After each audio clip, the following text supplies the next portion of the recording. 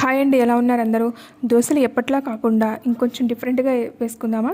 చాలా టేస్టీగా ఉంటాయండి ఈ దోశలు. ఒకసారి ట్రై చేయండి. ఫస్ట్ దోశల పిండిని ఎప్పట్లాగే రుబ్బేసుకోవాలండి. అందులో అర గ్లాసు రాగిపిండి ఉంటుంది కదండి, రాగిపిండి తీసుకోండి. రాగిపిండి వేరే గిన్నెలో తీసుకోండి. అందులో వాటర్ యాడ్ చేసుకోండి, ఫుల్ గ్లాసు. లంప్స్ ఏం లేకుండా ఒకసారి బాగా కలిపేసుకోండి. అందులో చిన్న కప్పు బొంబాయి రవ్వ తీసుకోండి. ఉప్మా చేసుకుంటాం కదండి, ఆ రవ్వ.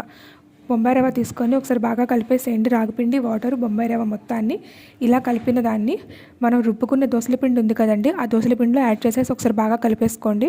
పిండి మొత్తాన్ని ఎక్కడ ఉండలు లేకుండా చక్కగా కలిపేసుకోండి పిండి. ఈ పిండిని ఇట్లా వదిలేసేయండి. ఎర్లీ మార్నింగ్ చూద్దాము పిండి ఎట్లా ఉంటుందో. ఎర్లీ మార్నింగ్ తర్వాత ఒకసారి పిండి మూత తీసి చూడండి. పిండి బాగా ఉబ్బుతుంది. ఒకసారి బాగా కలిపేసుకోండి పిండిని. ఇందులో ఉప్పు మన టేస్ట్కి తగ్గట్టు యాడ్ చేసుకొని దోశలు వేసేసుకోవాలండి. చుట్టూ ఆయిల్ అప్లై చేసి. అంతే అండి, ఈ దోశలు చాలా హెల్తీగా ఉంటాయి, టేస్టీగా కూడా ఉంటాయి.